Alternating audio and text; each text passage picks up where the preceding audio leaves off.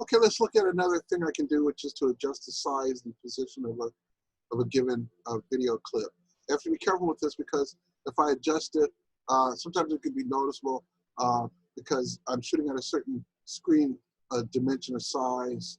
So you can do this, but you have to be very careful about how it's done. It has to do with the dimensions that your video project is being viewed under and how that's going to be used.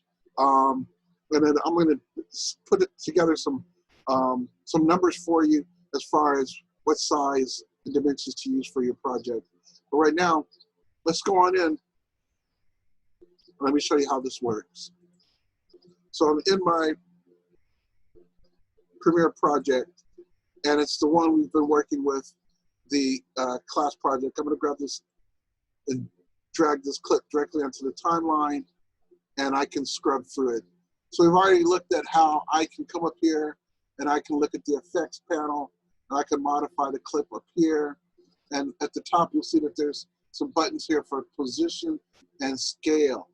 So I can position and scale this over the whole clip, or I can position and scale this over time. So if I set this to, say, 50% in the window here, I can see everything. I'm going to double click right inside of my program monitor, and you'll see that I get some handles. Now I've gotten handles on these. I can actually grab this and drag it out, right? So I've actually changed that clip. So the whole clip right now has gotten, I've zoomed inwards on the clip and making it bigger. I'm going to undo that.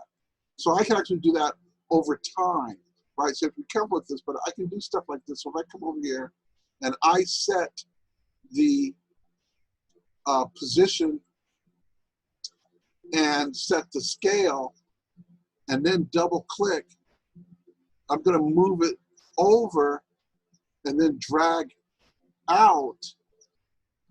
It's going to do that over time. So it's actually pushing in as I'm zooming out.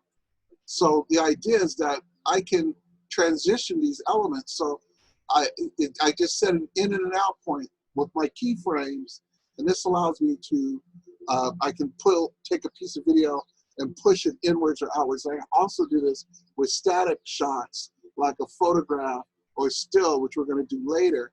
And we're going to go into more detail with this later as well. So as I zoom out, I can also move it. So if I can do it two ways. One, once again, is I have an initial position keyframe.